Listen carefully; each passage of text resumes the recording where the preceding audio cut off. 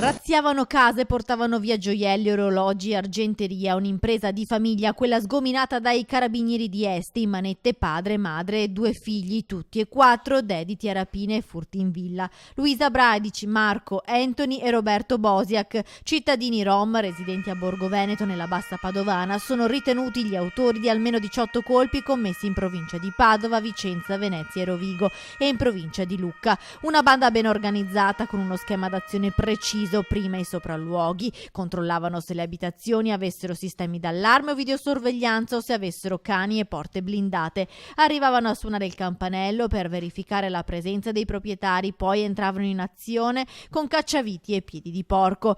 Per gli spostamenti in tutta la regione in Toscana avevano a disposizione un parco auto ben fornito, in uso a tutta la famiglia di etnia rom. Durante 2 colpi a Baone e a San Sino di Livenza i 4 hanno rubato anche delle armi, solo in parte ritrovate dai carabinieri. Ad ottobre invece 2 di loro sono stati fermati a Bassano del Grappa, accusati di ricettazione perché trovati in possesso di gioielli rubati.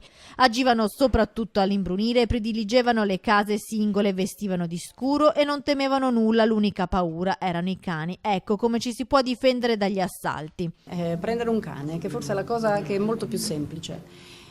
Poi, se è possibile, anche sistemi di videosorveglianza, ma basterebbe essere più attenti a inserire i sistemi di allarme e non mettere in posti scontati denaro, soldi e soprattutto le chiavi della cassaforte. I carabinieri hanno recuperato circa 170.000 euro di refurtiva. Per il momento la famiglia criminale è accusata di 18 colpi commessi in meno di un anno, ma la lista dei furti potrebbe allungarsi.